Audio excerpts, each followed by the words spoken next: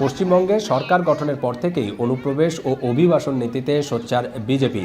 কেন্দ্রীয় সরকারের নির্দেশনা মোতাবেক রাজ্যের প্রতিটি জেলায় হোল্ডিং সেন্টার নির্মাণ ও সন্দেহভাজন অভিবাসীদের আটকে তৎপর পশ্চিমবঙ্গ পুলিশ।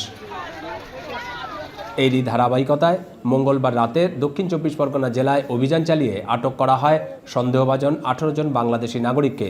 তাদের কাছ থেকে ভারতে প্রবেশ ও বসবাসের কোনো বৈধ নথি পাওয়া যায়নি। এরপরই তাদের নিয়ে আসা হয় হোল্ডিং সেন্টারে। অবৈধভাবে সীমান্ত পাড়ি দিয়ে ভারতে প্রবেশের কথা স্বীকার করেছে তারা। এদিকে বাংলাদেশে ফিরতে বুধবারও পশ্চিমবঙ্গের হাকিমপুর সীমান্তে জমায়েত হয়েছেন নারী ও শিশুসহ 300-র বেশি মানুষ। এই সংখ্যাটি গেল কয়েকদিনের তুলনায় অনেকটাই বেশি। এ সময় উদ্বেগ উৎকণ্ঠা ছিল তাদের চোখে মুখে। পাসপোর্টে এসছেন না লুকিয়ে আসা? লুকিয়ে আসা। কতদিন আগে এসছেন? আমি 2 বছর। কোথায় থাকতেন? এই বাটায়।